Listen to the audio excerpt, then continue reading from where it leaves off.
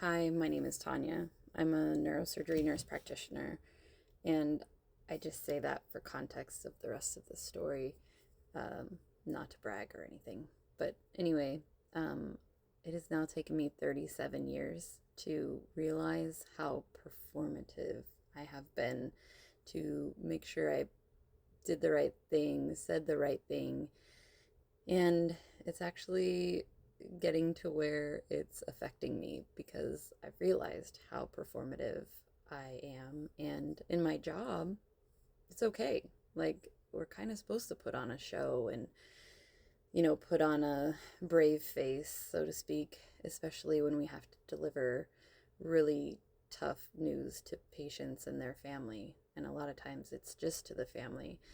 And again, it's kind of just become a norm that I made my own way to go about it. I come in, I bring the computer, I show them the images because I have found that it's just easier if I show them what I'm talking about. Like if there's a giant brain bleed and I have to explain that likely the patient's not going to come back from this, like conceptually most people can understand that the brain's this big and this much of it has blood in it, so that's an extreme amount of blood inside the brain and they're probably not going to make it. So you know when I first started this job, it was really difficult to have those conversations because, again, I'm realizing I'm a people pleaser. I want to make everybody happy. But unfortunately, in medicine, it's not about making people happy, it's about telling them the truth and what's actually going on with their loved one.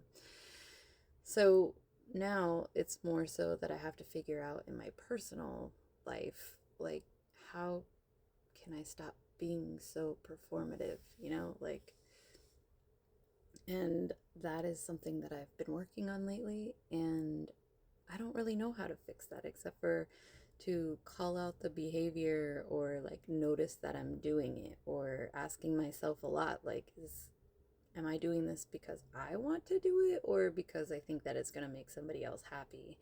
And I've actually been implementing that more in my personal life, and I find I'm less burnt out.